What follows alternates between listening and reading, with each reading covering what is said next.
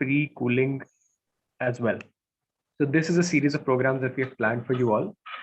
These programs are being done under the annual theme of a carbon neutral India uh, of the Delhi chapter of ISHRE and of ISHRE at the national level as well.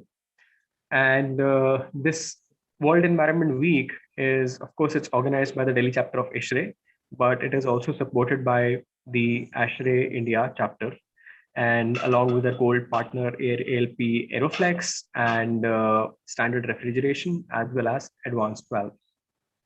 So I would like to. Sorry to interrupt you, Suhas. I think you missed out the name of Premchand Memorial Trust. So this is also supported by PJMT. So I think, sorry to interrupt you, but please carry on. So PJMT is also a supporting partner in this series of webinars. Yes. So PJMT is also supporting us in this series of webinars. And with that, I would like to also inform you that apart from this World Environment Week, starting in July, we are also going to bring international speakers as part of the Delhi chapter of ISHRE to talk about our theme of carbon neutrality, zero energy buildings, and zero carbon buildings. So with that, I would like to now introduce today's speaker, Mr. PK Goel. He is a mechanical engineer from IIT Kharagpur and graduated in 1977. He is a lead accredited professional and has 39 years of experience in the HVAC industry, including design, project execution, and commissioning of HVAC systems and associated controls systems. And he has worked with the who's who of the HVAC industry, including Voltas, UTC Carrier, and York in Dubai as well. And he was also part of the JCI team in India till September 2013. Right now, he works as an independent HVAC consultant on large HVAC projects. He has a few big projects to his credentials, including 30,000 ton plant for Cortex in Turkey, and airport projects in Dubai and Abu Dhabi, district cooling plant in the Tabreed district, and industrial parks in Dubai. He also teaches HVAC and HVAC controls in association with the IIE, the ISHRE Institute of Excellence in Delhi. With that introduction, I would like to hand over the program to Mr. PK Goel and go ahead with I'm sorry, before that, please, I would like to apologize for that. Before that, I would like to invite Mr. Akash Saxena to take the program forward. Thank you. Thank you so much, sir. Am I audible? Yes. Yeah. Okay. Thank you so much, sir. So, hi, good evening, everyone. Hope you all are well and safe. On behalf of Delhi chapter of ISHRE, ASHRE India chapter, and Premchand Memorial Trust, I, Akash Saxena, Youth Chair, Delhi chapter of ISHRE, welcomes you all to World Environment Week series and our today's webinar on the topic Worldwide Efforts on Reducing Negative Impact of HVAC on Environment. Before diving into today's webinar, I would like to invite Pradeep Dua sir for a 2-minute speech on World Environment Day. Mr. Pradeep Dua is RD Not 1 of ISHRE. He is Director, DCS Sales and Engineers, having experience of more than 40 years in the field of HVAC and R. He is a very active member of ISHRE and served society for more than 12 years on different positions, which includes past President, Delhi Chapter, Membership Chair, Program Chair, and presently serving as RD1 mentioned earlier. He served the society for major events of ISHRE like ACREX, ACRICOM, VENTCOM, etc., and handled various responsibilities. He has been Zonal Chair, KTL, Activity Nod, Student Chair of DCI. He is ex-officio trustee of IERF as well. So, without any further ado, I would like to invite Dua sir. Dua sir, please. Thank you, Akash, for giving such a wonderful introduction. But I can say that I am a small volunteer of ISHRE. No doubt, I have done a lot to serve the society, not for the name. So, this is a week ISHRE is celebrating as an environment week, and I have been given the opportunity to say something about this. I just say that on this platform, there is a huge material which is going to be delivered to the members and the non-members of the society. But I just request here that the small things which we can adopt in a daily basis can save our environment in a long way. So we have just to start it that today challenge is not only to protect environment, but how we can preserve our resources.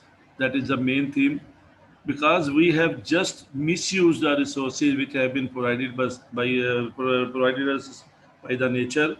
We have misused that. That's why we are suffering a lot in a directly or indirectly way. So during the last 5 to 10 years, whenever I have joined the ISHRE, a lot of work is being done by the ISHRE fertility. And my small request to all members, just to save different activities in our day-to-day routine. Just like you just see, we can just avoid the plastic bags in a single use. So the ISHRE, Delhi chapter of ISHRE has done some road show during my tenure to just avoid the single use of the plastic. And the second is ISHRE has taken the steps to avoid this plastic bags 2 years back. I think that during the tenure of Mr. Anish Kadian or Mr. Gaurav Vasudev, that we have just discontinued use of plastic glasses, plastic bottles in our offices, and even plastic bags. So we are just circulating paper bag during the conferences, and in the office also we are just using the jug and the glasses which are not used by the plastic even. So before we say anything to other ones, we have to start it from our own selves. That the initiative already ISHRE has been taken. Uh, so there are two small things more that whenever we go outside, these are the small steps which we can take in our daily life. When we go outside, we just avoid the polythene bag. We are just going to carry, or we just go to say shopkeeper, give us a bag. Better we can take the jute bag in our car, in our scooter. So these are the steps which definitely save the environment. Instead of saying lot on the environment, how to save, how to do this thing, this thing. There are small things.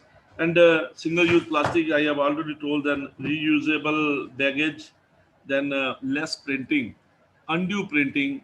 When we are going to take the mails, we are going to take the different you can say the matters in the laptop or whatever it may be. We have just to avoid the printing of that. So again, less printing is also we can avoid the to misuse of the environment. Recycling of product. Then again, major thing which we have start from our home, even from our office. Switch off our lights whenever we are not required it. These small steps is also going to save environment, save water, because on all these subject, small subject like use this carpool or public transport, and even we can reduce our carbon footprint up to 73% by just incorporating the veg food. So these are the small certain things which we have to do in our daily wages, and we can just uh, give the knowledge to our kids. But here I say, just say one thing, because if we say that we are going to give some knowledge to our kids are already very brilliant.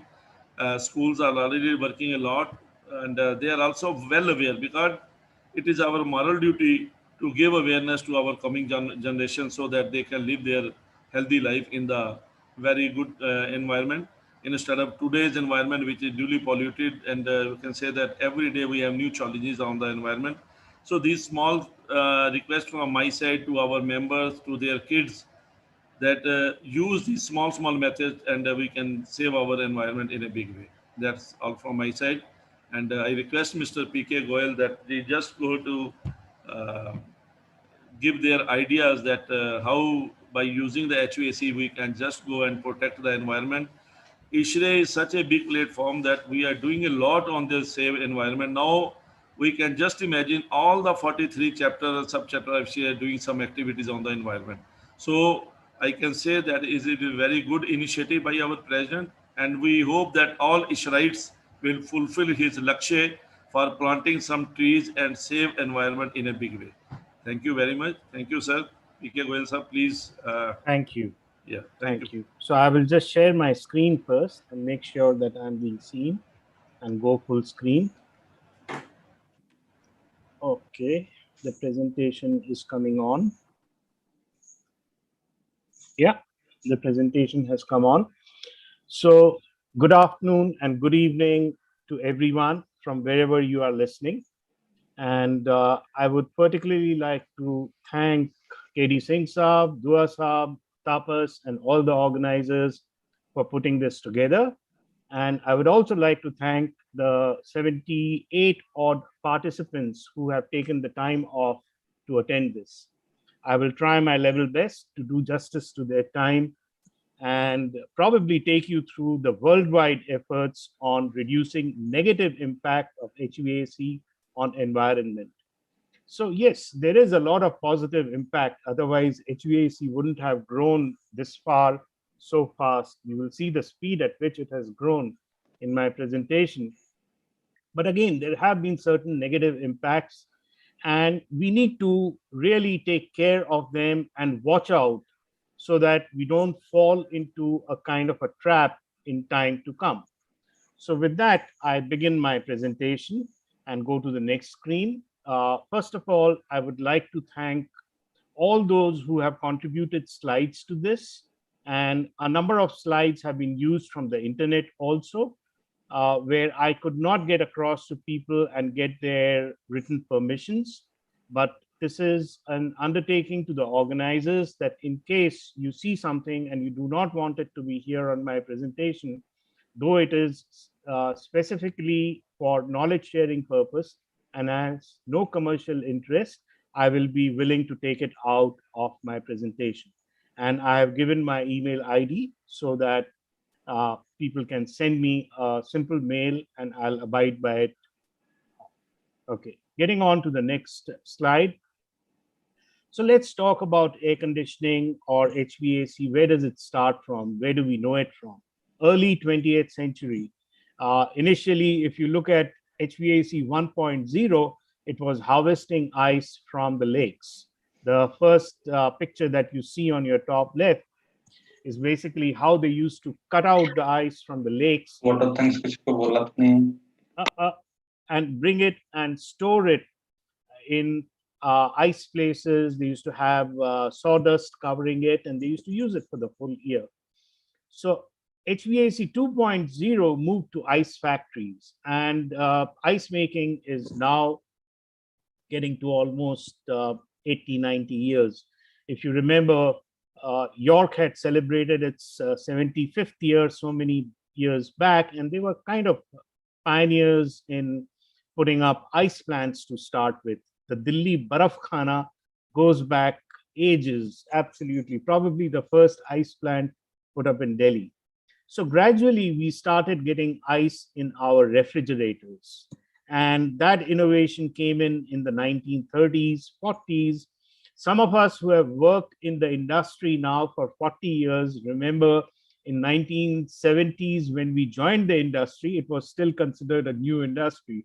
Today, with 40 years more down the road, it's not as new as IT or something like that, but it is still one of the good industries after automobile to work for, I would say. And it's taking on the challenges and the new technologies that are coming in day after day. So we will go into some of them in my presentation. So let's look at what we got in the early 20th century in terms of science and technology. We basically got things like freon in our refrigerators and lead in petrol. So when we got it, we thought these were the greatest things that were invented after sliced bread. But down the road, there were certain things that startled us. What were we looking for at that time? We were looking for better comfort, better health, better safety, better convenience, and last but not least, better wisdom. So what did our wisdom lead us to? So in 1974, we had a new discovery, probably with the help of NASA, and they announced that CFCs could deplete Earth's atmospheric ozone layer, which blocks the sun's damaging ultraviolet rays. When the scientists reported their findings in 1974, CFCs were widely used as refrigerant gases and propellants in aerosol sprays. So there were consequences, and it was not sustainable. And very rightly, the HVAC industry got its act together, changed things, modified things, brought in other refrigerants, made the CFCs obsolete. After that, made another set of refrigerants obsolete. And going forward, also we will do everything that it takes to keep this the earth sustainable, basically. And you will see changes in technology. I'm sure there will be dedicated programs on refrigerants, so I won't dwell upon refrigerants too much in this particular presentation of mine. So what does this graph tell us? You can see the graph in 1966 being quite up there, and then the graph coming down gradually, and in 1991, 92, touching almost the bottom. And this is where we were monitoring the ozone level from certain stations in Antarctica and things like that. And they said, guys, the ozone level is coming down. There is a hole forming up in the sky. And everyone took notice of that. And whatever corrective actions were to be taken, the Montreal Protocol, Kigali Agreement, you guys are all aware of that. And that has yielded results. For once, Montreal Protocol is credited with a protocol that really brought results to the industry. So going ahead, also, there might be a possibility that we might end up with hydrocarbons. Ammonia is an excellent refrigerant I always talk about. I have always favored that in Indian conditions, we should look more closely at ammonia and do as many things as possible because it doesn't harm the atmosphere in any way. So let's go ahead and see what else. Global warming. Today, everyone is suffering from global warming, talking about global warming. The ice cap is melting. Our streets and buildings are strewn with small air conditioners, and there is a climate change. And the climate change is making the world warmer. And thereafter, you have things like the Paris Agreement, where we are putting in our level best to not allow the Earth's temperature to rise by more than 1.5 degrees. And it's a challenge. It's not going to be easy. People will go out, people come in, people rejoin, but it is charting its path, and India has done pretty well in that. In fact, if you look at countries which have really contributed towards reducing global warming, we are credited a lot. And I'll talk a little more about it, where we are going right and where we are not going right. So let's look at the primary energy consumption graph. This is the primary energy consumption graph, and it has grown 3 times from 1965 to 2016. It's all given in terawatt hours. So here we are talking energy. When we talk watt hours, we talk energy. That means what we actually spend, not installed capacity. Installed capacity would be in kilowatts, megawatts, or terawatts, not terawatt hours. So that's something that you guys should take back with you. Let's look at the electricity generation over here. And you can again see a very, very similar story from 2008 going forward. Okay, just give me a second. Okay, it's coming out all right. Okay, so out of that, you can see that non-renewables, which is the gray part, is one of the biggest lines or biggest sections. And this is where we are talking about the coal, we are talking about gas, we are talking about various other things which we convert into things which give us power and produce CO2 and result in global warming. The blue part is obviously hydropower, and the yellow part is the clean energy, the wind power, the solar PV, etc., etc. So let's go ahead and see what is the electricity consumption look like, and where is we have divided the generation consumption that is coming into a few more things and brought out the coal and gas separately.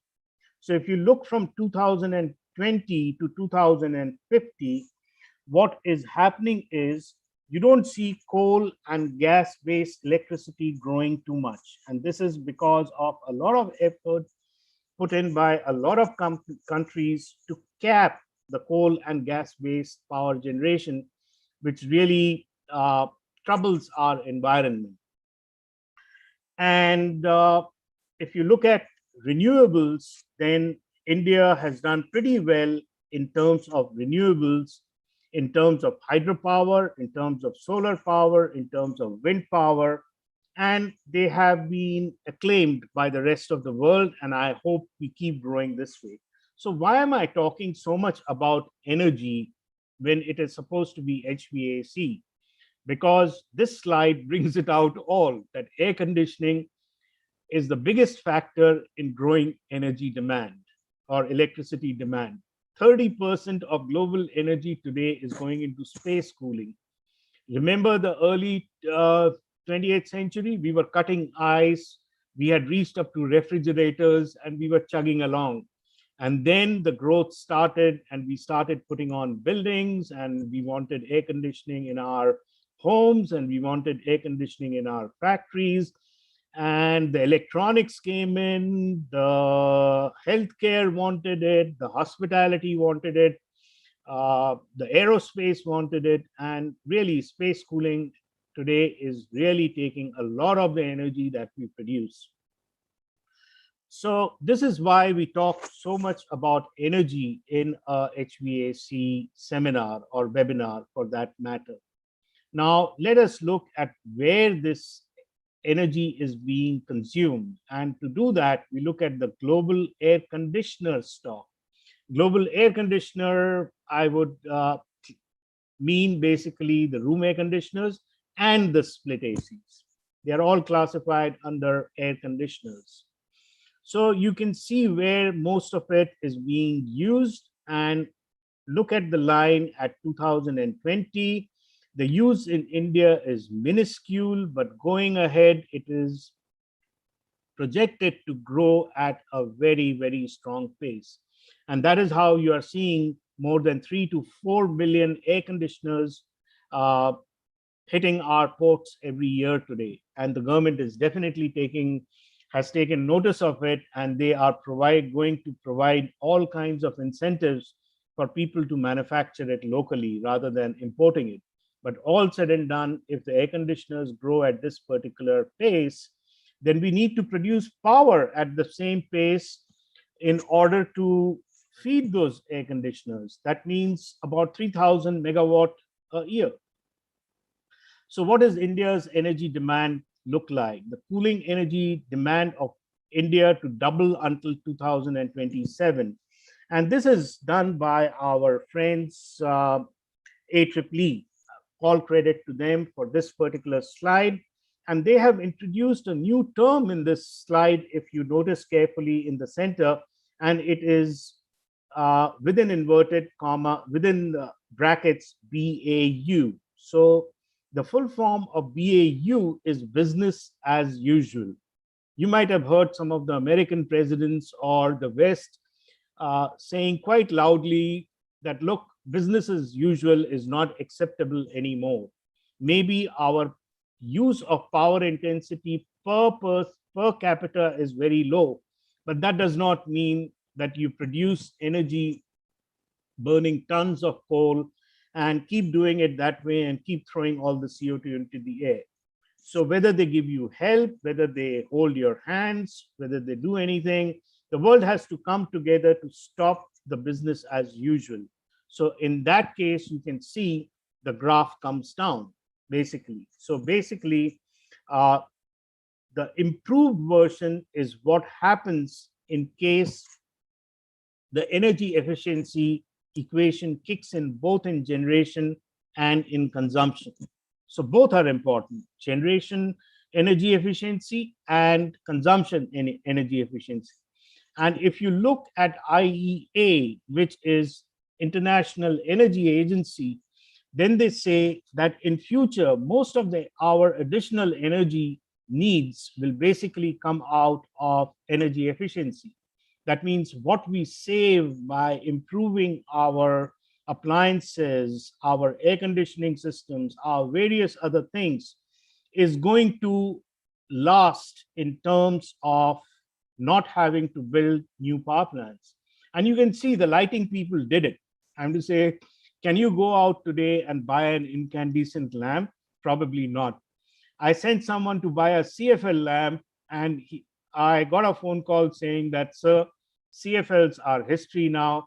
Take a LCD, it will save you much power. So we are all concerned about it. And we need to do the same thing as far as HVAC is concerned. So now let us go to the next slide and look at what is the future of coal-based power generation and which are the countries where this is on plan. So we are talking about 2014 to 2019, what projects were basically sanctioned. And you can see the prominent countries are China, India, Southeast Asia, and very little part today belongs to the rest of the world. That means the United States, UK, etc., are really not adding any more coal-based generation capacity. But over here, we need to. And that's the reason we are doing it. Basically, if we get enough numbers in our wind-based and solar-based, then possibly the coal-based will be phased out in these parts of the world also. And as you all know, long as we keep burning coal and long as we keep adding coal, we are not doing any favors to our environment, which we are here to talk about today. So let's go on to the next slide and see where is this partly coal-based power being consumed, which section of our HVAC. And this is another very good slide done by AEEE, and they have put it into various systems: the room air conditioners, which includes the splits, the chiller systems, VRF package, fan, air cooler, and they have given a total over here in terawatt hours. And you can see for yourself that the RAC part is much larger as compared to the other ones. It's not that the other ones do not matter, but the major chunk comes from the RAC portion and the growth of window units and splits. So we can't ignore it. We can keep doing what we need to do as good things for chiller systems, VRF, and various other things that most of us who are in this part of the business in the industry have spent our lifetime doing, basically. But the RAC part at the same time cannot be ignored. And I'll show you in this presentation what is being done to address this particular situation. So I don't know how many of you have heard of it, but there is a booklet issued by Ministry of Environment and Climate Change, and that is India Cooling Action Plan. And again, AEEE has been at the forefront of it. And somehow, I think when we talk about sustainability and things like that, we should all try to look at a common plan that has been developed. We might have our own ways of doing things, but at least we should take the plan forward. And a lot of ISHRE activities, if you see, are going towards the plan knowingly or unknowingly. But a lot of the items which have been mentioned in this particular plan in order to do the corrective action to have a sustainable future is something that you hear about, and a lot of the ISHRE forums take it forward in terms of webinars, in terms of workshops, etc., etc. So what all does it cover? Space cooling, air conditioning, cold chain. You've heard how much we do about cold chain. Of course, we are not addressing transport so much. Servicing part is being addressed by ISHRE. refrigeration is again a major factor, and R&D, as you heard in the little uh, uh, introduction video, that we are somewhat funding R&D for students, and hopefully uh, companies and other people will come and fund R&D more in this country. There is a definite need for that. So development of commercial technology pathways, accelerate reduction of cooling load. We always keep talking about it. Adoption of adaptive thermal comfort standards. We keep talking about it. Energy efficient room air conditioners, enhancing consumer awareness through eco-labeling of cooling products. We've seen the star labeling, and the star labeling BEE is taking ahead. It's not sparing any efforts in doing so. Skill building of service sector through training and certification. I myself teach at ISHRE Institute of Excellence. The whole idea is to drive the skill building. You know, all of us who have served in this industry for so many years can now possibly shift into the skill building sector, where we can plant more trees that will provide more shade in time to come, rather than going and doing other works. And I truly believe in that. Create an ecosystem for promoting robust and collaborative research. This is a very important thing. Unless you have the ecosystem, you have nothing. If you look at the vaccine, why did it come out from Oxford? What does Oxford have and Cambridge does not have, so as to produce the vaccine? And my friend gave me the answer that it's the ecosystem that exists in Oxford, which allows people to go ahead and do all these things. There are people around, there are other things around. So I think the word ecosystem you will hear more and more in time to come. If we have to make our things successful, it's not just the factories, it's not just the research and development, but you need an ecosystem around it.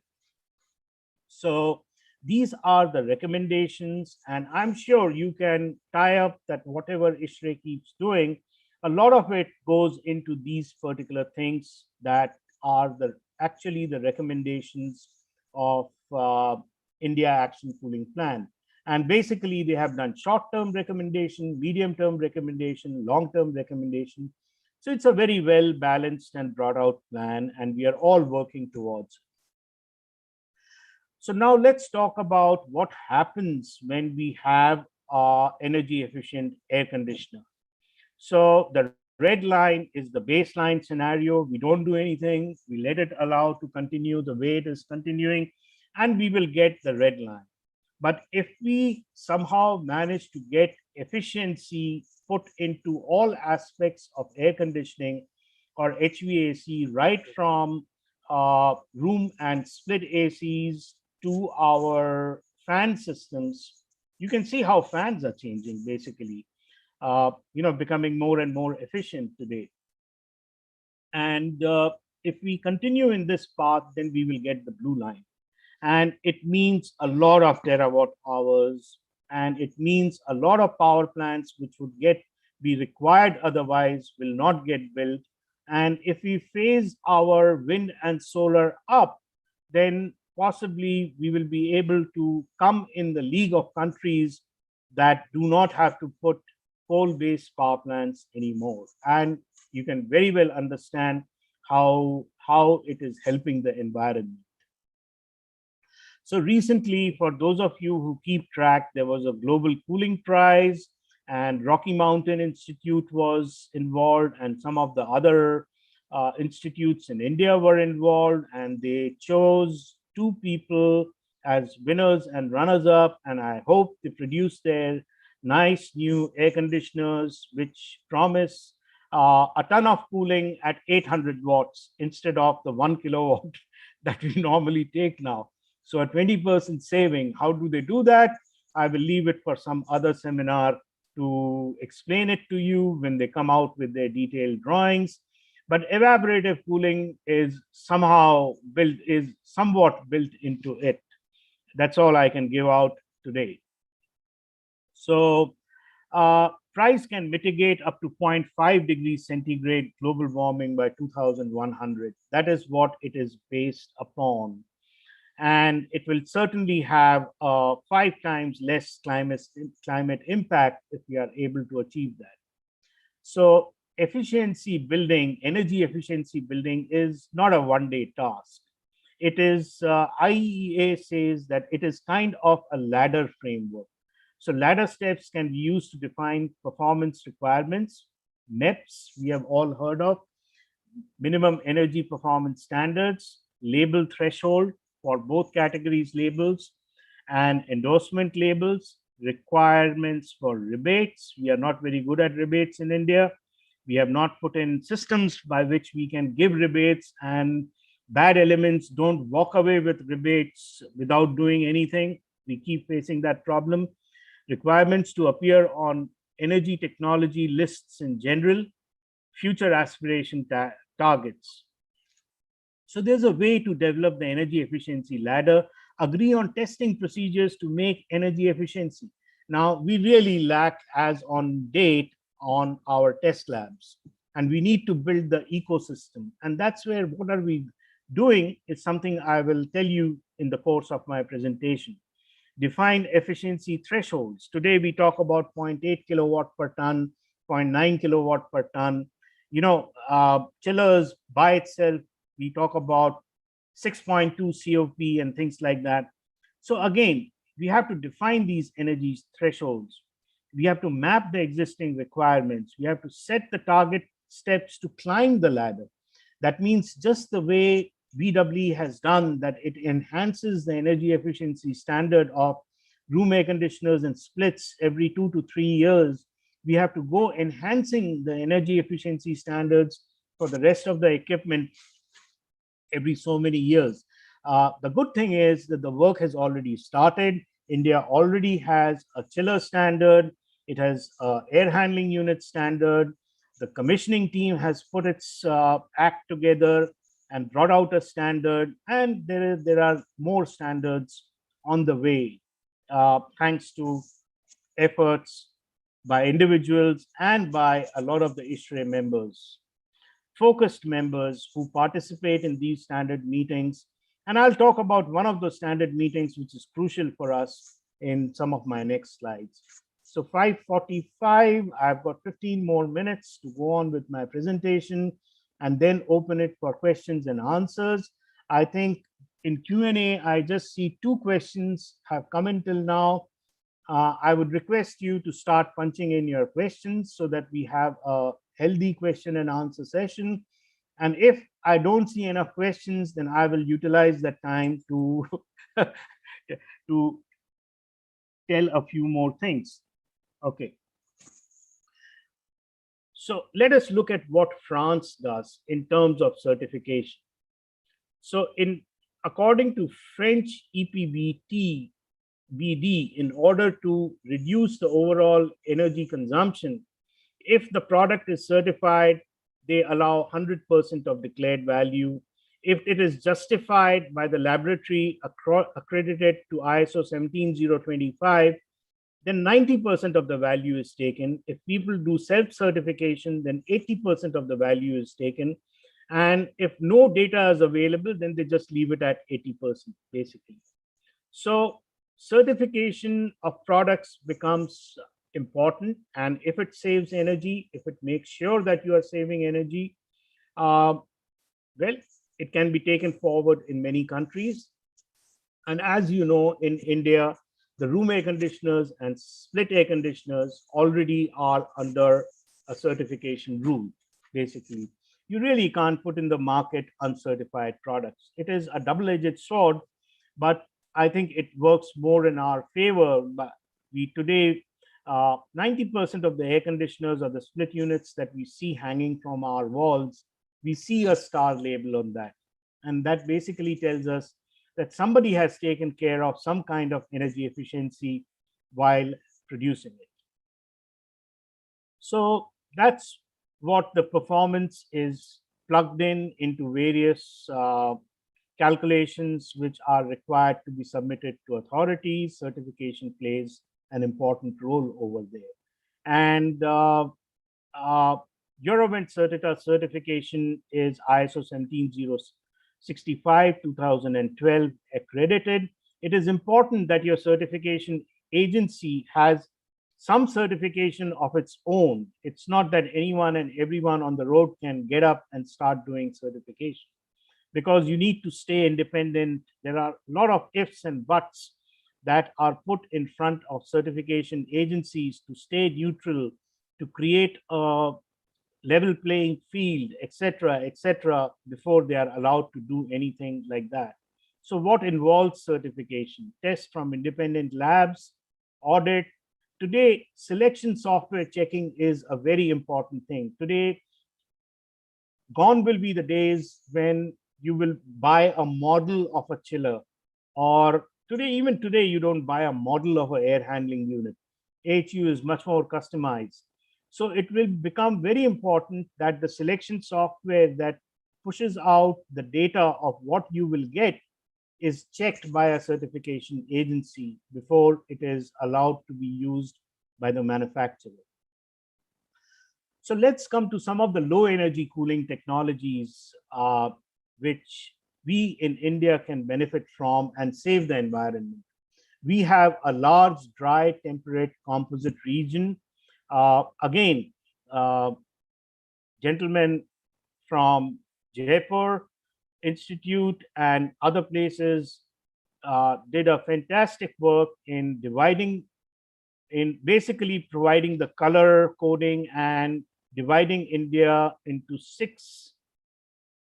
5 climate zones. We are not a uniform climate zone like ASHRAE puts us. ASHRAE puts us as a hot and temperate climate zone, 0A, 0B, 1A, 1B, and that's it. That's not the reality. We have different climate zones in the country, and each zone has its own typical characteristic. So in the hot and dry climate, evaporative cooling is a big saver. If we get our act right in terms of evaporative cooling, which is happening today, 1 stage and 2 stage, then we are doing the right things, and it is allowing us to save a lot of energy and saving future power plants, and in turn helping us save the environment. So our cooling needs are somewhat different in each region, from the blues to the reds to the light browns to the dark browns. They need to be optimized in a somewhat different way. And the SEER, or the energy efficiency ratios that we talk about, it moves from the left to the right, basically, and it needs to be understood well. And it's not really fair that we optimize the equipment for the hottest of climate and then operate it in our blue zones, because it tends to take more energy at that point of time. For those of you who are into centrifugal air conditioning, large chillers, we love specifying high condenser return water temperatures. As a result, the manufacturers produce or give us the machines with the highest gear ratio. As a result, it keeps sitting there for 20, 25, 30 years and guzzling about 10 to 15% more energy than what it should have taken. So you can well understand how important it is that we understand hot and humid climates and the other climate regions in our country at the design stage itself. Evaporative cooling, it has the biggest potential in India. We still have very, very roughly made products in this particular range. We have less or little standardization, due to which the larger industries and pharmaceuticals, other people really don't go in for it in a way that they should be. Once standardization is done and performance certification is done, I hope it will seek a bigger market. So what needs to be told to people? What needs to be guaranteed is cooling capacity, TR, at certain entering air temperatures or conditions, the airflow, the evaporation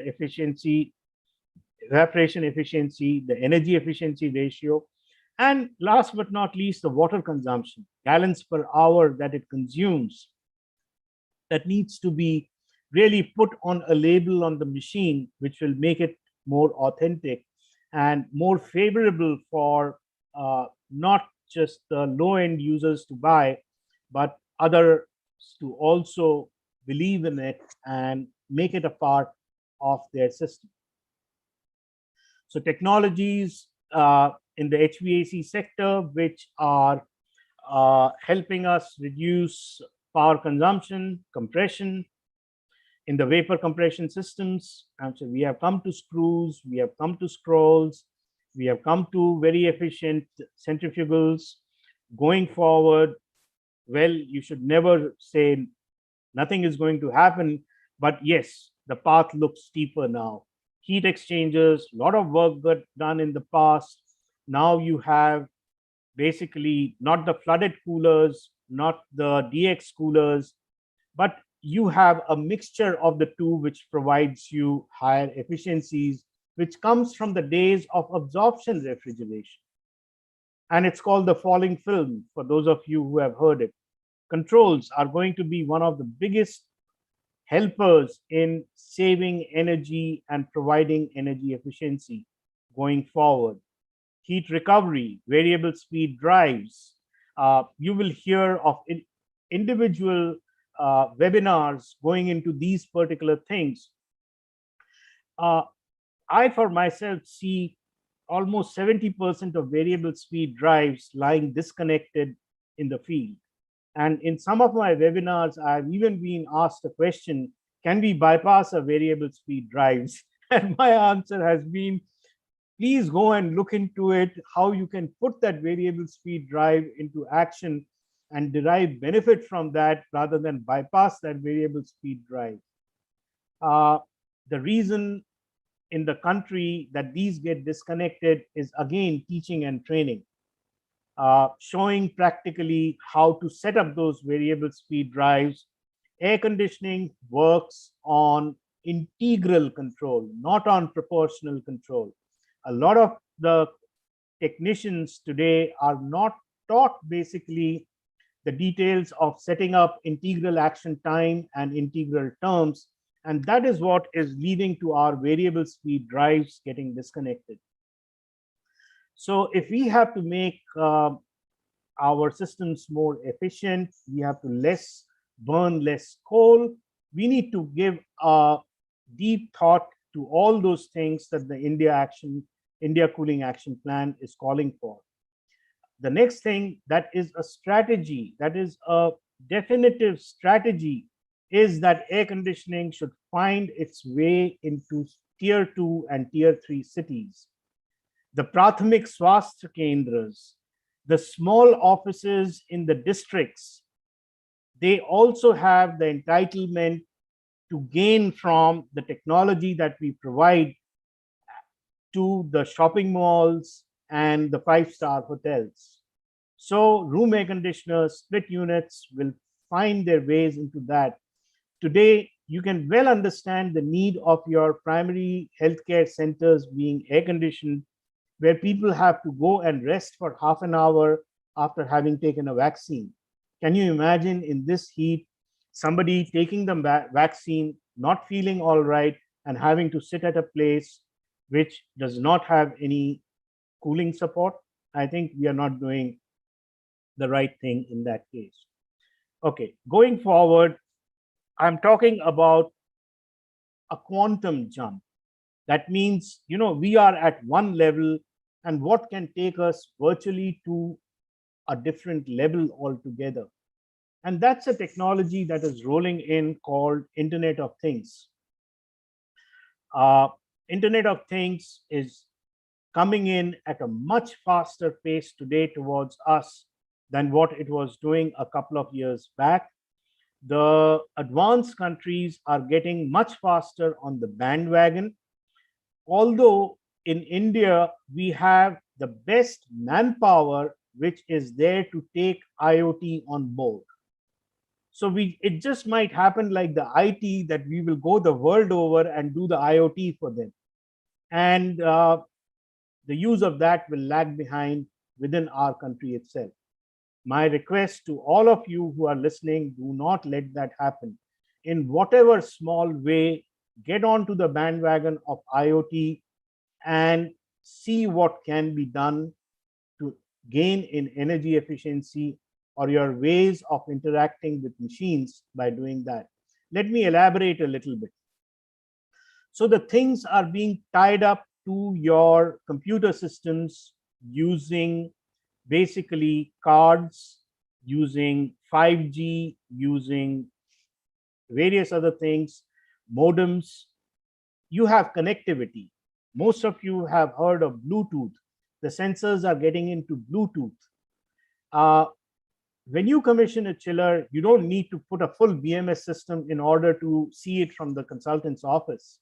It's very possible that you have a small controller, you put it on the internet, and you sit at the consultant's office and see how it is performing for you at the time of acceptance.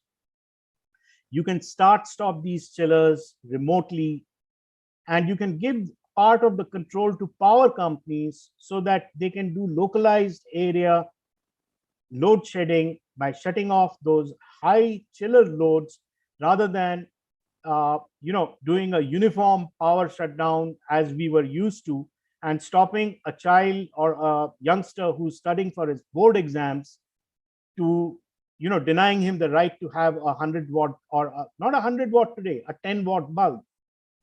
So IoT is going to be a great game changer going ahead, and we should learn how to take advantage of it in order to improve our energy efficiency and things like that. So talking about window air conditioners, that's the window air conditioner panel today. And the wish list is that, we should be able to do a full power monitoring on it. That means if you can zero this window air conditioner, and later when you are walking away from the room, you can look at how many kilowatt hours you spent on the as energy while sitting over there, at least it will make you more aware as to how much, what you should be doing the next time you do the same thing. Similarly, for splits, I think for the splits, the fresh air is an issue, and we all know that somewhere down the road we will have to put in fresh air into areas where we are cooling with split systems, and this will push the load up. It will not push the load down, because now the fresh air will be there, which is missing today and creating a lot of problems for a lot of people. I don't know. I'm not going to go into those areas today. But yes, it could be creating a lot of problems in future. We need to put in fresh air, which will increase the load on our air conditioners, and there has to be ways to bring it back. Indirect evaporative cooling, many example jobs showing up. And as you know, this takes about 1/3 to 2/3 of power as compared to vapor compression air conditioning. And controls are very, very important when you want to do these kind of evaporative cooling jobs. You should not basically be humidifying to a point where it becomes uncomfortable, and it can only take a certain range. Again, floor cooling, radiant cooling, brilliant stuff. Parts in Ahmedabad, they have claimed the kind of power intensity which is amazing, 5 kilowatt hours per square feet per year. And we are otherwise at 9 and 10. So again, a lot of controls required in order to do that. If we don't want business as usual, you will need to use these smart tools. and you will need to get down to a point where you can draw trend graphs and charts and possibly keep track of things, because soon as you start keeping track of things, savings will come automatically. This is our future. This is how we will interact with future. Probably some people already are. So IoT has its place. This thermostat talks to the internet and gets to know what is tomorrow's temperature like and whether it needs to switch on the air conditioner at the time that you had scheduled it or not. So see what the world is doing in order to bring the energy usage down, and we need to get on to it. Better manage energy, lead from the front when it comes to comes to information-based technologies. Shed the tag that HVAC is an energy guzzler. The only way we will shed the tag that HVAC is an energy guzzler is by using up-to-date IoT technology, and I'm very, very confident of that. That all of you youngsters who are listening to this program will face it sooner and will need to carry it for a good 20, 30 years. So start understanding the depths of it, and on the first occasion that you can take it on board, do something to even buy a small equipment which can possibly get you onto the bandwagon. I'm coming towards the end of my program 603, and now I'm going to look at just a few other environmental concerns which I don't hear being talked about in many programs and have been close to my heart. And especially after coming to India, coming back to India in 2010, I have not seen this being done properly. So I thought on an environment saving day, I will take these up with whosoever is there to listen. Disposal of used oil from compressors. Now, disposal of used oil, the used oil is as environment damaging as possibly anything else. And you need to dispose of whatever compressor oil is taken out during a coil change properly. In the petrol stations and in our service, car service areas, they have a system. They don't throw the used oil anymore on the ground, and you used to see a black ground when you used to go to get your car. Those days are gone. Today, you basically, they collect that oil and send it back to grease manufacturers, etc. But oil gets changed on rooftops, on plant rooms, etc., etc. Don't throw it into the gutter. Don't dispose it into the storm drains and things like that. It needs to be disposed properly, just like refrigerant from systems that are being scrapped. Just imagine in the coming years, thousands and thousands of split units and refrigerators will get scrapped. People will change them. And when you change a split unit, it's not just open any particular thing and whoosh, all the refrigerant goes into the atmosphere. No, that is not right. Because you might think that that one has got only less than 1 kilogram of refrigerant. But if 1 million split units have the same thing done to them, you can just imagine how much refrigerant you let into the atmosphere by thinking, oh, it was only half a kilo or so. I'm going to say even today, you will be amazed that less than 1% of the split unit commissioning people bring a vacuum pump to site.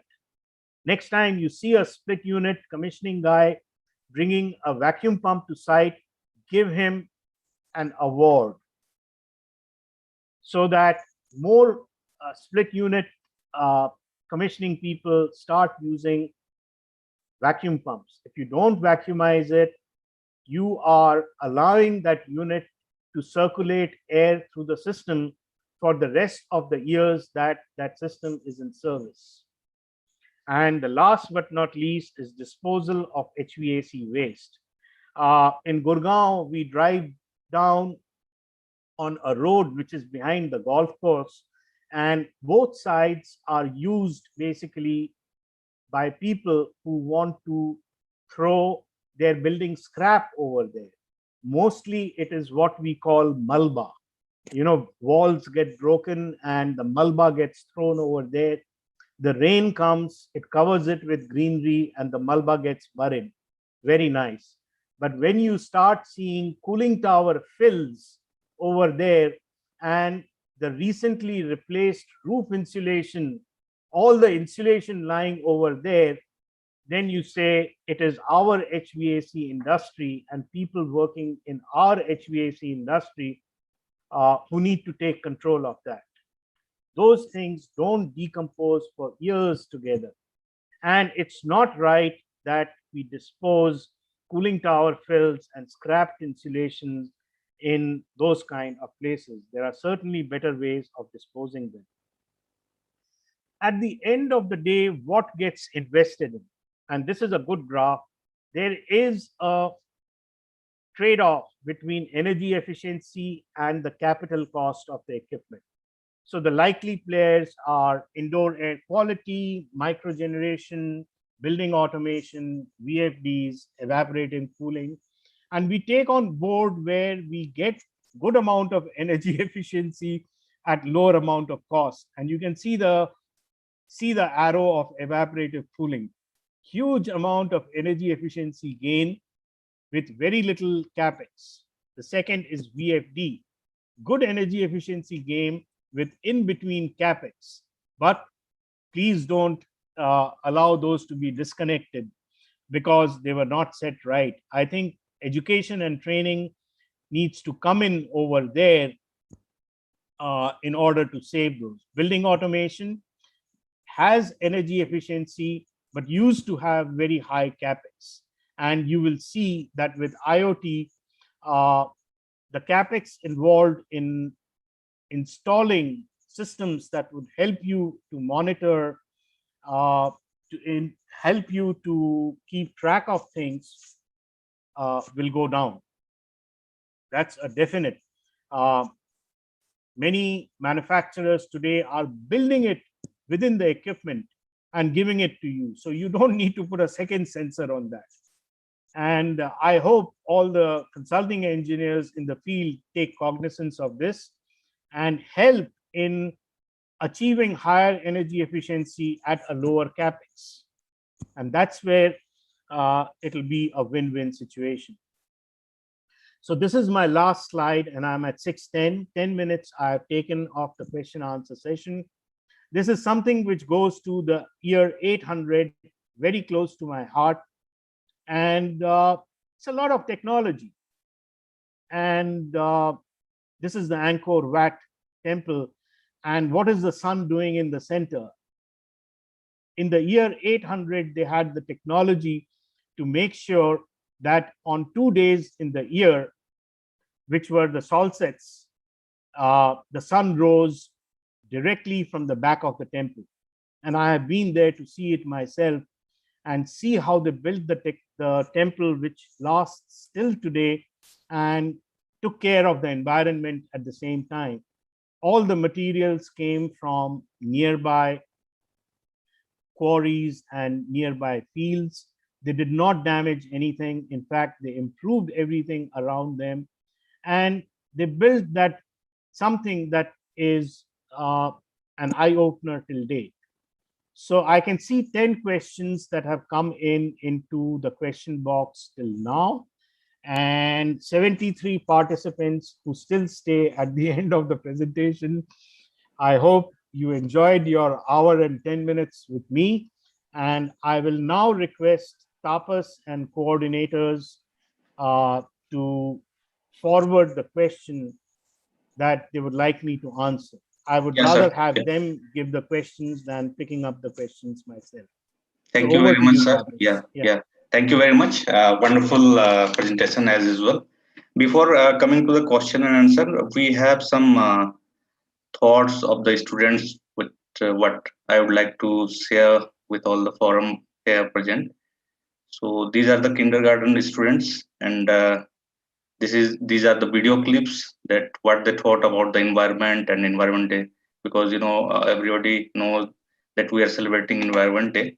So just we are sharing the thought of students also. Very nice. Morning everyone, my name is Ashwa and my speech is about environment. The environment plays a crucial role in growth and development of all the living things on earth, especially to humanity's everyday life. The contemporary earth has gained its increasing demands on industries and technology that have led to environment is the root of the ecological crisis. So it is every individual's responsibility to protect our environment. We can take small initiatives like usage of jute clothes, paper bags, saving drinking water, planting sapling to protect our environment. Thank you. Hello everyone, I am Rida. I study in the Indian school. I am in the 5th class. Today I am going to telling you about global warming. Nature has created our environment and every living being like animal, bird, insects, trees, plants, etc. They all have right to live their life in their own way. But we humans destroying nature for our need and greed. Greenhouse gases are the main reasons of global warming. Global warming changes our climate. It causes melting of glaciers and rise in a sea level. It causes disturbance in a monsoon pattern. Therefore, it is our duty to save environment. But how? We should save environment by planting trees, recycling, reusing, reducing pollution. Thank you so much. Thank you. Wonderful thoughts. The idea behind is that only to create awareness about the environment. Thank you. So now we'll come to the question answer session. First question is again Mr. from Amit Kumar Mittal. He's asking that what is the status of use of green gray hydrogen in energy sector, and is there any potential of use of green gray hydrogen in HVAC? Okay. It's not really possible for me to answer this in detail on this forum. It needs a totally separate presentation, half an hour, to go into the details of green gray of hydrogen, basically. But you can see in Germany and all, a lot of progress has been done on this particular thing. And we are changing technology very, very quickly over here. We have gone into, after solar, we have gone into electric driven cars, EVs, and we are putting up stations in order to charge our EV vehicles. And suddenly we start going into hydrogen. How are we? Again, I'm coming back to the word ecosystem. We need to develop an ecosystem before we push into a technology. So let it be proven in the R&D, let the ecosystem for that particular thing get developed, and then let us take it on board full scale. But there are some companies, some amongst us, who are pioneers, like ONGC and other people. They can always do things on a pilot basis to see whether it works or not. So at the moment, use of those technologies are at that level, if that answers the question. So Goyal sir, can I just add something to this? Certainly, sir. So firstly, Mittal sir, you can look forward to very soon from DCI a presentation on hydrogen power and hydrogen as a source of energy. Also, DCI is proud to say that we are now trying to work on two problems which are there, which haunt our country. One is on the waste disposal. So we are trying to convert, we are trying to work on, in fact, we've just initiated the entire process with a very reputed institute to recycle waste, convert it into biogas, and biogas further into CNG, and CNG into hydrogen power.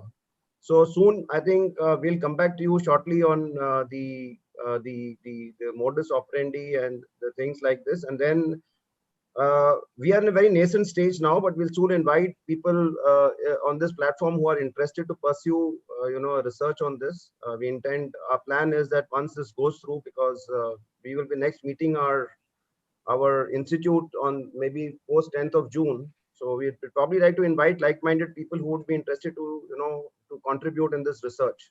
So I think it will solve two problems. One is the waste disposal, the sanitary landfills, and second, it can generate energy which will help us to actually propel our economic growth. But soon, watch out for this program. We will soon be coming to you with a program on hydrogen power and its futures. Thank you. Thank you, Goel sir. Thank you, sir. Is there anything being done to move towards additive manufacturing or 3D printing of HVAC system components, which results in almost elimination of wastages? Again, slow and steady. I mean to say, yes, things will be done first in the lab. Things will be done in the R&D by major companies, and then it will come to normal manufacturing and things like that. Don't promise anything and say, are we, technology will change on condenser coil, evaporator coil. But do I see the present evaporator coil and condenser coil being built by 3D technology? Well, never say never, because there might be some smart guy who might beat me to it. But we have certain unique things in our environment which will be difficult for 3D technology and smart printing to take over. That's my take on it. Thank you. Next question. Is there any regulation on its way or in place relevant to CHP, tri-generation plants in India? It may not be a regulation, but it may be an incentive. Yeah. The first thing that will come in is basically district cooling or very, very large chill water plants that will serve probably our new parliament complex and the buildings that are being built around it, or similar jobs, big jobs and things like that. And it's in those plants that CHP becomes very useful, because again, you are going into really cutting edge technology in order to generate things, multiple things together, and pass on the energy from one to the other where it is needed. So yes, support CHP completely. Is there going to be a regulation very soon? Not that I have heard of. If KD Singh Saab can enlighten us a little bit on it, I'll be grateful. Sorry, Goel sir, what did you say about, sorry, can you just repeat your question? Sorry for that. CHP, combined heat and power. So combined air conditioning and power generation, has certain advantages in terms of efficiencies. So is that going to become a regulation, is the question. I think if all of us work towards end of the day, as you said, the common objective is that we have to make our air conditioning systems more efficient. We have to be more innovative in our thought, because the Indian economy is propelled for a huge growth, and I think all of us should push this agenda of bringing in innovative methods of reducing power consumption. So it all depends on how well we can drive it, how passionate we are to do it. And I think it's a very good idea to do a combined heat and power generation on combined air conditioning and generation system. A combined generation system is always more efficient, like a heat pump, or maybe a heating and cooling chiller that you use for maybe in a hospital application. So that's a simplest example of having the best IK of the word. So I think we all need to be more innovative, have to be more conscious, and engineers, I think as engineers, we need to contribute to the society. We need to give it back. Correct. In fact, we need to start installing those heat pumps in our hotels and hospitals. Absolutely. Where we can use the entire energy very, very easily. And so if you have a 1,000-ton plant, nobody stops you from putting a 100-ton heat pump over there. And it will work. But the mistake people do is that when they have a 1,000-ton chilling plant, they install a 800-ton heat pump, and then they don't know where to use the hot water or cold water. So yes, listen to people, go by their experience, and start investing in these things. You're absolutely right. So Goyal Sahab also, as you rightly said, the design stage, I think it's important for all of us to realize that we have now advanced tools. It's no longer that you need to depend on your judgment or your experience, You have tools that can help you simulate, right? So you actually have tools that can give you a right answer, can tell you, how your air conditioning system or what your system that you've designed, how you can plug and play, it's like playing a puzzle, so you can easily find out, I put in this, what happens, I put in that, what happens. So I think all of us need to be conscious that we need to graduate into modern, techniques and technologies to bring in energy efficiency. So it has to start from, using the tools that are available with us. Absolutely right. Absolutely right. Should I go to the next question, sir? Yes, please. Yes, please. Next question is from Rakheja, sir. He's asking that please brief us on low carbon journey of HVAC industry in India and internationally. When do we see carbon reduction declaration level on equipment? Is Eurovent doing anything in this area? Yeah, I think very, very recently there was a very nice conference on zero carbon, going towards zero carbon. And it was about a couple of weeks back. I have slides in my system from that. And I was wanting to put in slides into this particular presentation, but then I thought it was going too far into things. And I've always believed, Ashish knows that walk before you run. So we need to start learning to walk properly, a little more faster, and then we can get into zero carbon. I would say over there, it was MetLife, it was City of Wisconsin, it was major real estate owners who were driving the zero carbon revolution over there. And zero carbon also requires basically the participation of the people. The people have to be educated to an extent where they say this is a zero carbon facility. And these are the things that you can do, and these are the things you can't do. So some of the pioneers in this country have really contributed in theory and in terms of small jobs in a difficult walk towards zero carbon and establishing zero carbon. And I really salute them. But is it going to make a quantum difference in the graphs and charts that I showed you? In terms of having a couple of power plants being reduced in my lifetime, that is what I want to see. I'm to say, let's look at the low-hanging fruit. The low-hanging fruit is a good room air conditioner, a good split air conditioner, which will give us the results in the next 5 years itself. We can keep doing our research on zero carbon buildings and things like that, local generation capacity, high efficiency equipment, waste control, etc. But my eyes are more towards saving that quantum number. And that's why my personal contribution to zero carbon has been very little. And I wish the people who do it well. That's what I'd like to say. KD Singh Saab, your take on it? I absolutely do agree with you, sir. And I do agree that it has to start from, as I said, each of us have to be flag bearers.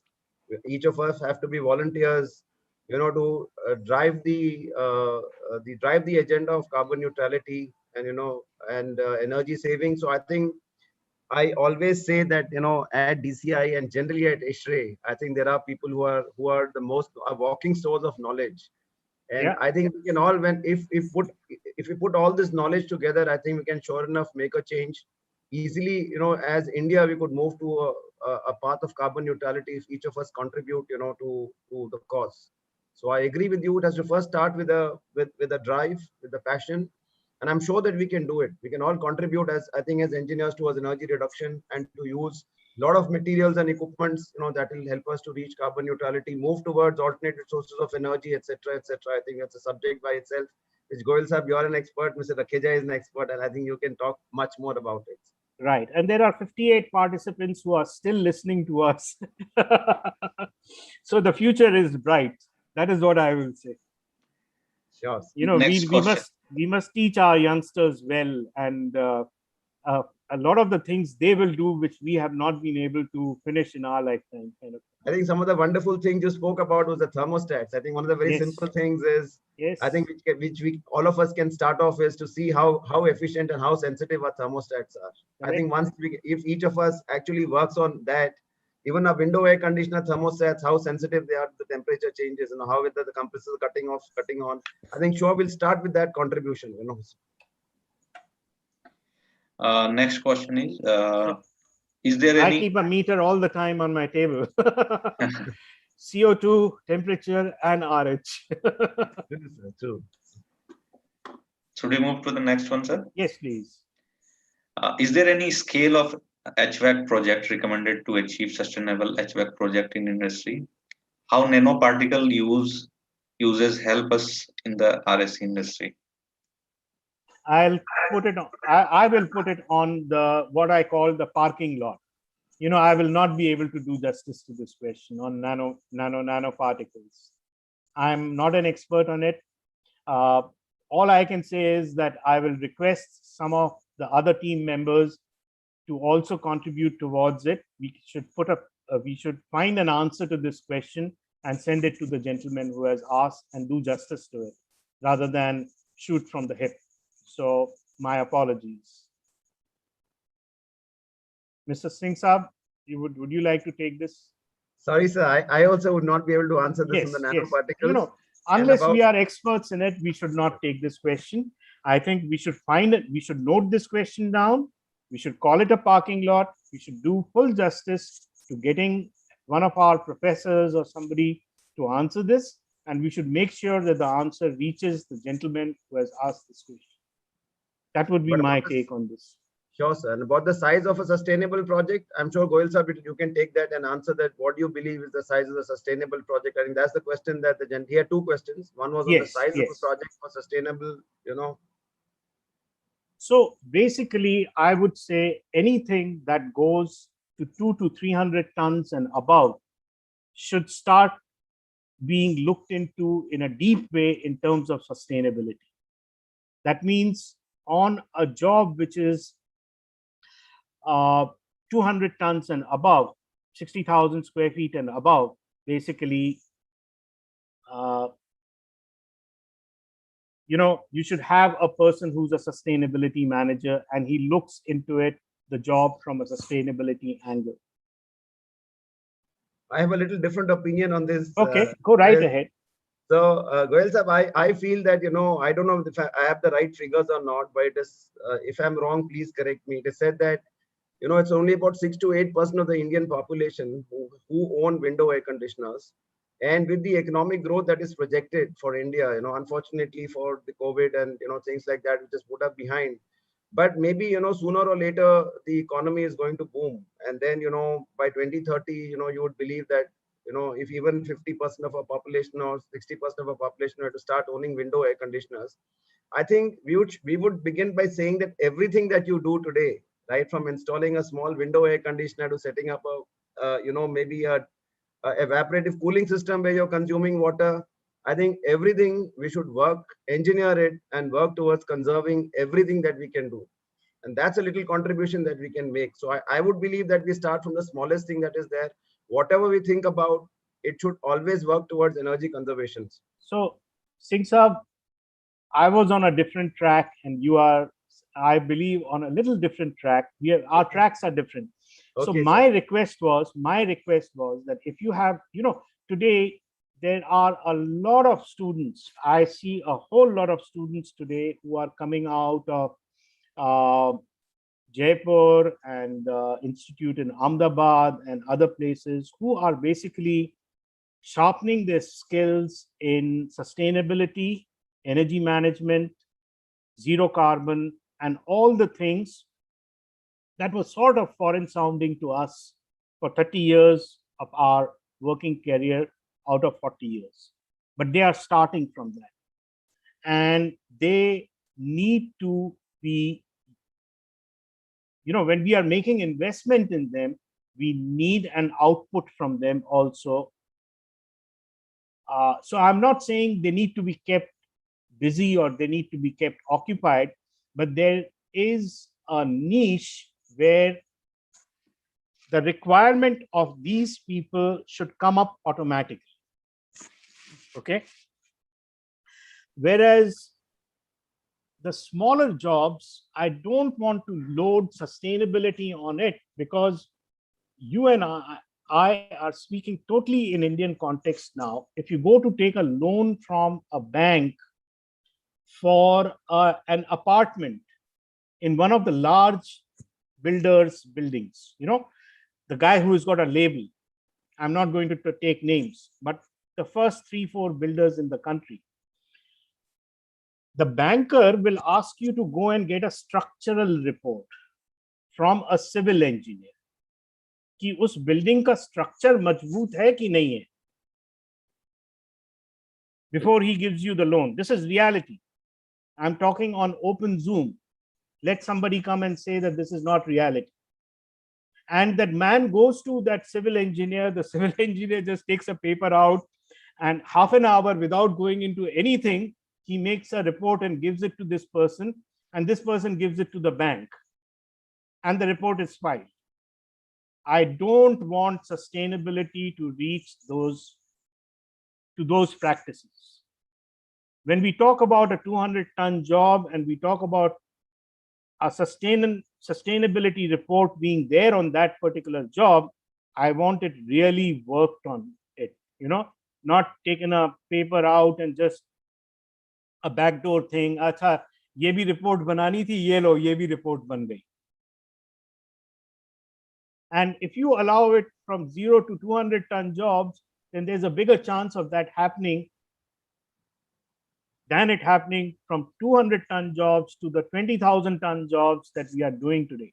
Sure. Today, universities and all today, India is big jobs we have over here. And when we do sustainability reports on that, they need to be totally genuine, like this complex in Ahmedabad and things like that. Sure. The scope is going to advance, the scope complex in Delhi. And when we were youngsters, when we were still wearing shorts, I think the scope was built in Delhi during the Asian Games and things like that, if you remember. Sure. Okay. Sure, so yes, that is my take on sustainability, that when you do sustainability studies, be very, very rigorous about it. And the other people, you let them go for the time being and carry these studies and define something. In fact, for what you are saying, I would like a second tier to be developed over the years, where, an architect or a engineer who's building a small 3,000, 4,000 square feet thing in our tier 2, tier 3 cities, he should also have a scope of participating in sustainability. That is what you were also saying, that even if you do a window air conditioners, you should have sustainability. So we should have some way of honoring that chap and some way of pulling him into the system of sustainability also. But it can't interfere with the big ones, because the big ones will then compromise it, and you will mix the two and you will get nothing in return. Sure. You need to keep the oil and water separate. Sure. But you need to have something for those guys also. Guys in Meerut, guys in Dehradun is a big town now. Guys in 20 towns of UP, 10 towns of Madhya Pradesh, 12 towns of Punjab. Why should they not be participating in the sustainability movement? Why should they not say that I'm building a green building? And does his green building have to be of the same कि उसका वो model बनाया कि नहीं, उसको north, south, east, west घुमाया कि नहीं, उसका energy ये निकाला कि नहीं? He's not in that league. Let me put it today. If tomorrow he comes in that league, I'll be more than happy to have these students from Jaipur and Ahmedabad associate with those jobs also. Sure, I hope I've clarified myself. Sure, sir. Very nice. Thank you, sir. Still, we have a 10 more question. So, Okay, sir, we should, we should expand the time. 10 Please minutes. go ahead, Tapasji. Yeah. Sorry for interrupting, but please go ahead. No issue, sir. So, next question is, what is IoT? Oh, Internet of Things. Just you have Internet of Computers. On the Internet of Computers or Internet of People, what are you doing? You are sending each other mail. At the end of the day, you are just printing it out of a printer, or you are sending it to your boss as a report, as a file, a PDF file, Excel file. Internet of Things is where you start things being attached to the computer. Now you are basically doing digital out and analog out. Digital out means you are putting things on and off. Analog out means like you are taking a valve and slowly opening it and slowly closing it.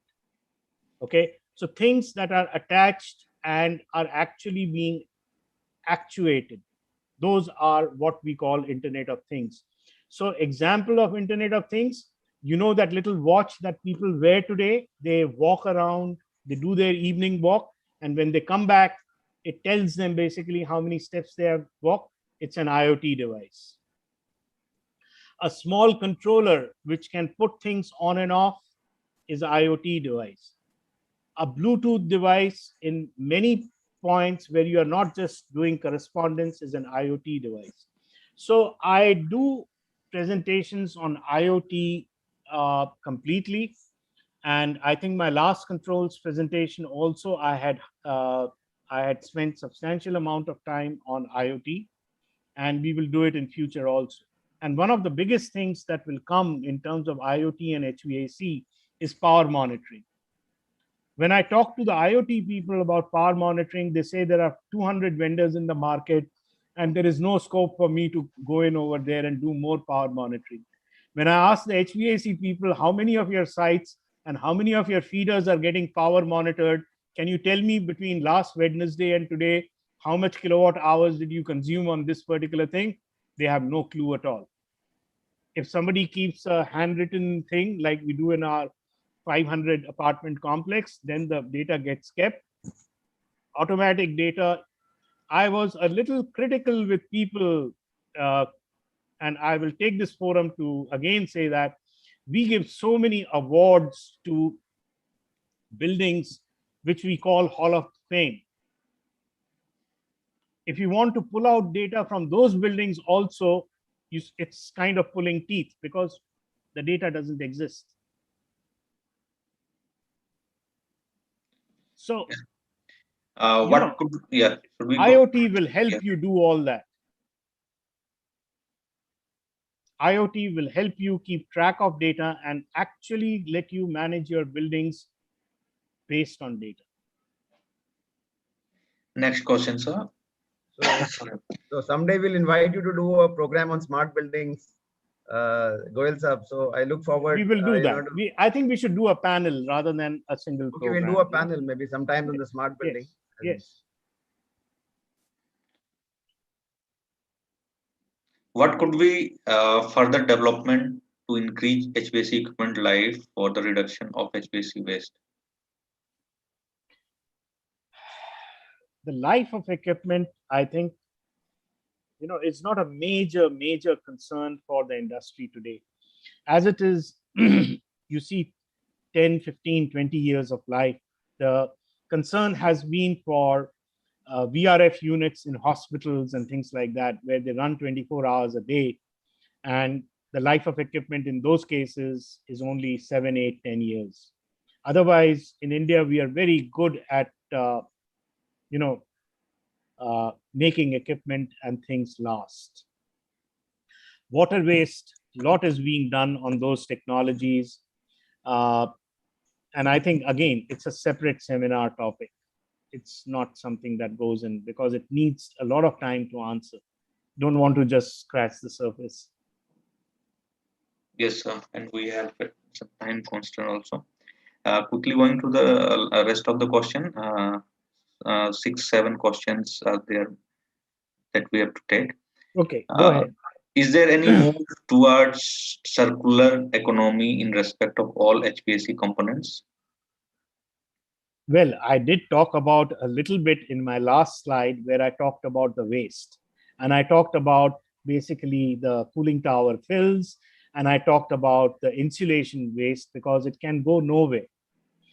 If you look at India, basically, if when you scrap your compressor or you scrap your room air conditioner or you scrap your refrigerator, how much goes to the dump site? Let somebody answer that question to me. Everything gets taken out of that, and there is a circular economy already on that. You will not see a refrigerator lying in a dump site. The steel will be separated, the copper will be separated. We don't do it in a very environmentally friendly manner, but really a lot of circulation is taking place. Take care of the refrigerant circulation to start with. Take care of the compressor oil. Take care of the insulation material. And I think we would have done a good job for the next 3 years. Next. What's your advice about the dedicated installation of HVAC components recycling plants? Well, if you can do it, nothing like it. Basically, it will work in India. We have very good recyclers, and so we recycle ships. Complete ships come to India and get broken down. We have the manpower to do it, basically at the right cost, and the right technologies we can put in over there. And by all means, I'm to say, in Dubai, I was so happy to see that somebody had set up a compressor recycling shop. I'm to say, he used to take old compressors and then rebuild them, and they used to come. When I changed the engine of my 2 old cars, which had done more than 150,000 kilometers in the Middle East, you got a recycled engine from the Japanese for a song. You wouldn't be able to buy 4 pistons and connecting rods for that money, for the amount of money that you can buy a recycled engine for in Dubai. So recycling of compressors, recycling of fan motors, recycling of certain components, excellent. And so we should have people, and I think people are already doing it, except don't cut that compressor on a lathe machine or something like that, have a blast and have 2 people killed as a result because there was oil inside the compressor when you were trying to cut it and you had a spark over there. So, you have to take certain precautionary measures. Human life is very, very precious. But yeah, we have a big scope for recycling. Why not? Singh Saab? I absolutely agree with you, sir. And I think you have a very nice example which everybody can correlate. And that's about the shipbreaking industry. It's a very huge industry, and I've seen a lot of chillers and compressors being made available, and chillers being available, and very nice chillers being available and used widely. So I think what you're saying is right, that there is a let's say unorganized kind of a recycling of HVAC components industry that is there. Maybe if you do it in an organized level, it might just be better. But yes, there exists one, and we should do it as much as possible. As long as you don't compromise on the energy efficiencies. Correct. And correct. Absolutely right. That's the most critical thing to take care of, because once we look at the performance criteria of that particular machine, it just might be energy guzzler, so you might just end up spending more money at the end of. Somebody spoke of the life cycle cost. So I think that's a very interesting subject and a very good one to take up, but I think it's a long one, so we'll it's a long one. So let me just finish by saying that the first centrifugal machine that was installed in Taj, Bombay, was taken to Taj Aguada in Goa by a gentleman called Mr. Fatarpekar. Mr. Fatarpekar was the air conditioning engineer for the Taj group with Mr. Pandol and all, and they refused to throw it away. Chalo, anyway, another day, another story. Yes. Do you have solar energy based chillers? If yes, please put some lights on this. Not that I have known. Not that I have known. No, I don't know much about it. I'm still learning about it. Somebody has any information, please pass it on to Singh Saab and me. we will have a good look at it. Mr. You can do Sandeep, energy addition, but you really can't. I have not seen fully solar energy based chillers. I have worked on air cooled centrifugals, at least 20, 30 of them. Abu Dhabi Airport, Armed Forces Officers Club, no water requirement, centrifugal chiller, 2-stage, 3-stage, the works. But solar, no, I have not seen it. yes, Mr. Sandeep is saying that very interesting session and informative session. Thanks a lot, sir. Moving to the next one, what are the uses or application of disposal of HVAC as discussed by your goodness? What harms of throwing fill of cooling towers? Oh, it's plastic. It's just like throwing plastic, what do you call it? A plastic, what we say, single-use plastic bag. It does the same thing to the environment. It does not disintegrate very easily. And it's going to certainly harm the environment. The worst thing is the oil, anything that dissolves and then goes down into your water table. It's going to pollute your water at the end of the day. That's the harm. Yes, sir. Still, we have 5-6 questions. Go ahead. As long as people are willing to listen, we'll have to, as long as quickly... you have the line available, I am free for the evening. Yeah, I love great, doing sir. it. We have another session on 7 o'clock, so we'll have to close this before that. Yeah. So next question is from Mr. Agarwal. Sir, most buildings have high efficiency chillers but not maintained properly. It defeats the basic purpose of supplying the high energy machines. The industry must emphasize more on efficient maintenance system now. Your opinion on this? Okay. So 6.2 COP, you ask a consultant or you ask a person in chiller sales in the middle of the night, you wake him up from sleep and say, what is the COP of the chiller? And he'll wake up saying 6.2, 6.2. Has he measured it? Under what condition is the COP 6.2? How can you retain that 6.2? You can do a PhD on it. You can literally do a PhD on it. And to say, first of all, do we keep track of how much cooling do we generate by putting in how much power? Less than 1% of the site. Either you don't have an energy meter to understand how many MBTU of cooling you are doing, and you hardly have kilowatt hour meters put at every source in order to see what is the total energy that you are spending in it. Okay. So then we come and say efficient and not efficient. And so this is all on our perception of things. And perception of this gentleman is right, that it is not maintained properly. Then what is the use of supplying such high energy efficient chillers, basically? So whatever time it runs, one thing that happens in India, especially, is that we run the chillers full load. If you go to the operators in the plant room, he knows kitna baje chiller chalana hai aur kitna baje chiller ko band karna hai.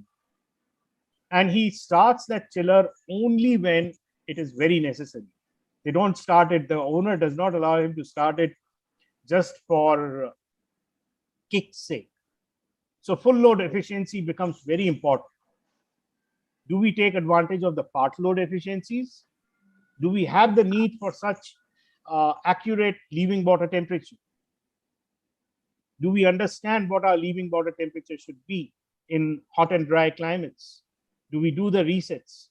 There is a lot to be done before we really start taking out everything out of high efficiency chillers. And I keep saying that if you are doing a green building, and if you say my chiller saving is so much by providing high efficiency chillers, then the standards are formed in two ways for those high efficiency chillers.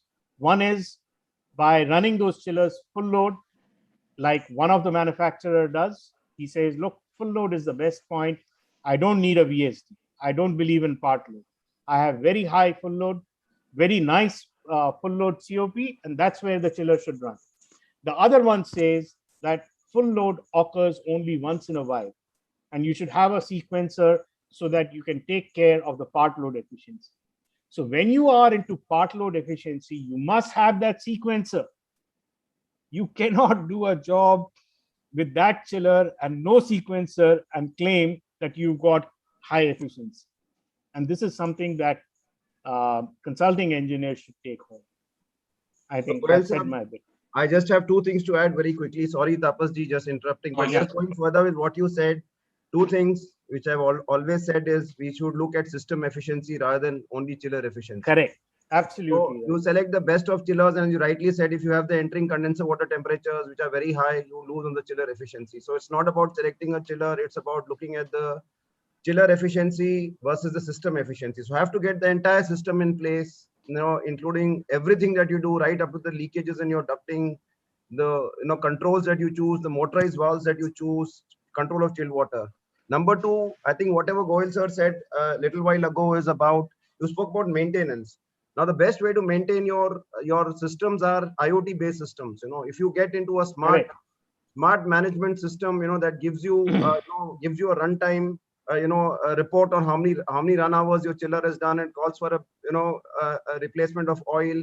It gives you a advanced indication about some part that is is about to fail, which you need to look at.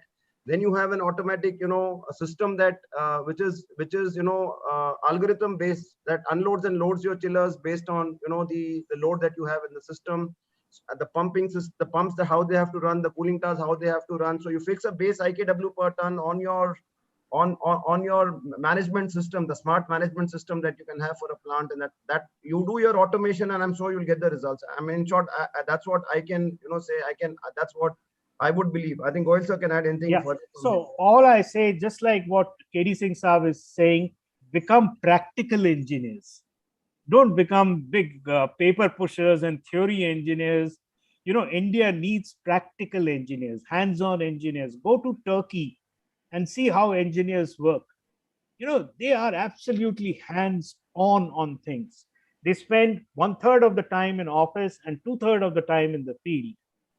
And that is what we will, once our engineers also start doing, we will get the benefit of. So don't become paper tigers. Become real professionals, who can go and start up a centrifugal chiller if the guy doesn't turn up and things like that. Okay. Mr. Samir Srivastava from Lucknow subchapter, Samir sir is saying that very informative session, sir. We are still not in the frame of EPD declaration in our building sector. Please share your thoughts on this.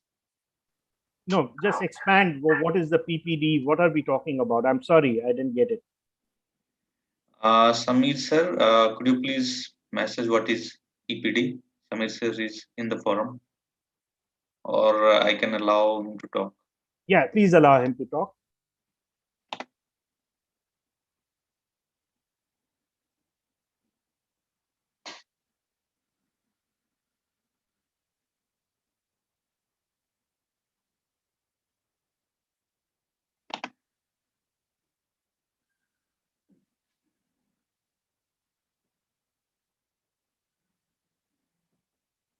Yeah, unmute him.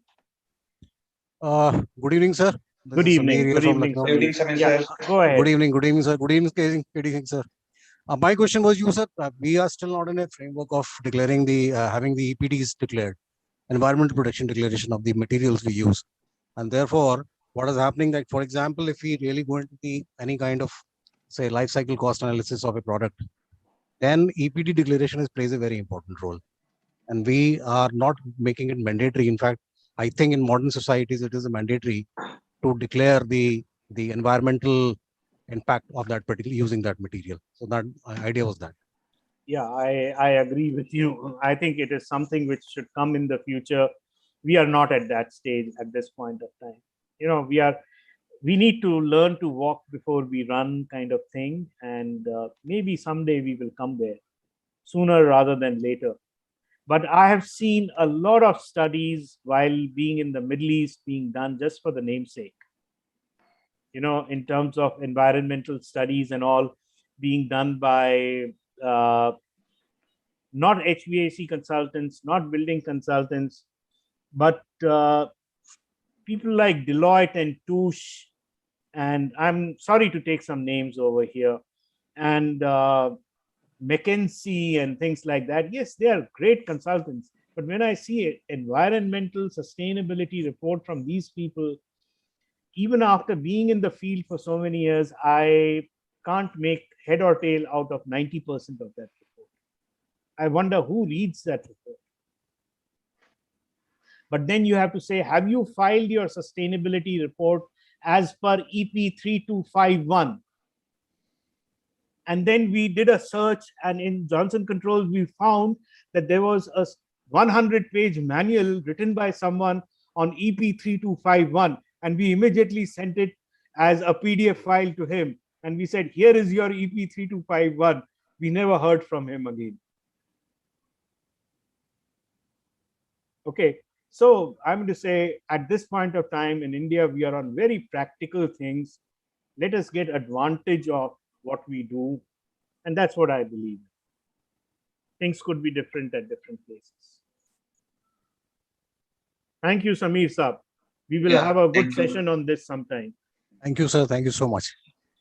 I still have some question, but due to time constraint, we I cannot think you should take send it across to me. Yeah. We, with the help of KD Singh Saab, we will try to formulate the answers for them and then note down the email IDs of those whose questions are remaining. And so, guys, you've been a very great audience. 42 still remaining. KD Singh Saab still there.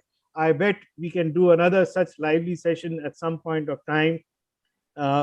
Unfortunately, last 2-3 days, either because of the tension of this particular presentation or it had to be made in a very thorough manner, I really couldn't. Sometimes I was not feeling well, I would say, but then I came back into the game because I wanted this presentation to be, to be something that you guys take back. And KD Singh Saab has just started the year. A lot of enthusiasm. I'm sure we would do many more interactions. And I just want to tell KD Singh Saab that I'm totally available to him whenever, whichever, whatever topic he wants. The amount of justice that I can do to that topic, I will certainly do. Thank you. Okay, sir. Thank you so very with much. This and the 42 participants who are still there, I thank you very much for the time, for your time, for taking out the time and spending it on this forum. And I think we should take a pledge that we will do everything under our control to save the environment. Absolutely. Thank you. Thank you, sir. I think before we propose that vote of thanks, I personally would like to thank you for the time that you've taken out. I know that you have a very busy schedule, but I think I made a very quick request to you and you were so kind to, honor it and said that, you would come forward and that's the day that you're available. So indeed, very, very kind of you. And we really enjoyed every bit of this presentation. I personally have been, I've gained a lot with this interaction that I've done with you today. I really thoroughly have enjoyed and I look forward to more sessions from you because I know that you are a walking store of knowledge and, you are the most, polished and a wonderful presenter, wonderful speaker. So I would say from my side, other than I think we have a formal vote of thanks coming up from DCI, but from my side, I would personally thank you. I'm highly indebted to you for the time that you've put in. And I thank all my panelists who have been here and I encourage them to be present here and would request them to, sometimes most of them are very, very knowledgeable. I could have seen a lot of, messages in the chat box. Can request you to come over on this side, make a presentation, share knowledge that you have, so all of us can, become richer. That's the whole purpose of DCI. That's what we look forward to. Thank you very much, Goel sir, once again. And thank you, sir. Thank you. Thank you, sir. Thank you very much. Thank you, everybody. Panelists who are here, thank you very much. Yeah, so Tapaji, please go ahead with the vote of thanks. Yes, definitely all thing has been done from you already. But just I would like to put honorable thanks to all the sponsors, all the participants. Yes, the supporting association with us, that is SRA India chapter in PGMT, and the sponsor for the DCI society here, that is gold sponsor LP Aeroflex, Fluke, Advanced Valves, Luby, Lloyd Insulation, and of course membership sponsor Aircon Engineers. Without support of for them, we cannot do this kind of programs. And of course, who is non-member of Delhi chapter of ISRE, we request you to join Delhi chapter of ISRE. Your membership help us to do or encourage us to do or motivate us to do whatever you can say this kind of program. And ISRE is a society where our Laksh, you can say, that is only to disseminate knowledge, and we enjoy this kind of program also.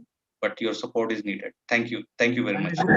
We look forward to seeing you tomorrow on another very interesting topic that we are picking up in the next 2 days. We can assure you are going to be very interesting for all of you and all of us. And we are coming up with a lot of wonderful programs as we go along. As you heard Suhas, that we're getting some international speakers to talk on net zero.